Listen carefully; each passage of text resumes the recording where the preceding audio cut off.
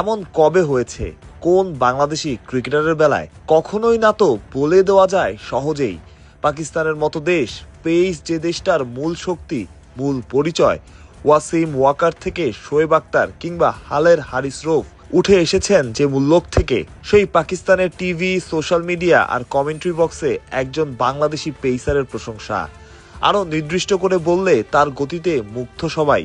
PSL ফাইনালে নাহিদের সবচাইতে গতিময় ডেলিভারিটা ছিল 147.4 কিলোমিটার প্রতি ঘন্টা, স্লোয়ার ডেলিভারিটা 120 আর গড় ছিল 141.2 কিলোমিটার প্রতি ঘন্টা। অর্থাৎ গড়ে 140 কিলোমিটার প্রতি ঘন্টারও বেশিতে বোলিং করেছেন নাহিদ। আর তাতেই 4 ওভারে 22 রান দিয়ে 2 উইকেট। নাহিদের বলেই আবার golden duck Glenn Maxwell.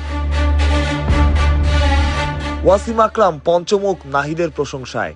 Commentary বক্সে নাহিদের গতি ছিল আলোচনায়, যেমনটা বলেছেন ওয়াসিম।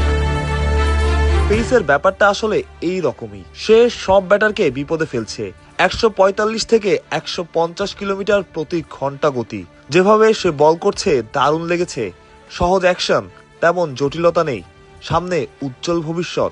যেমনটা ওয়াসিম আকরাম বলছিলেন, পেসের ব্যাপারটাই আসলে এমন। আর যখন একজন পেসার উইকেট পাবেন, ব্যাটারকে চ্যালেঞ্জ জানাবেন, তখন সেটা দেখতেও ভালো লাগে। ঠিক যেমন নাহিদ রানার বোলিং। এক ম্যাচের জন্যই নাহিদকে উড়িয়ে নিয়ে গিয়েছিল পেশোয়ার জালমি, শুধুমাত্র এই ফাইনালটার জন্য। বলা যায় তাদের পয়সা উসুল করে দিয়েছেন নাহিদ। প্রথম ওভারে 13 দেওয়ার পর পরের 3 ওভারে মাত্র 9 রান, সাথে 2 উইকেট। আসলেই পেস তো পেসই। মাহফুজ প্রত্যয়, বিডি ক্রিক টাইম।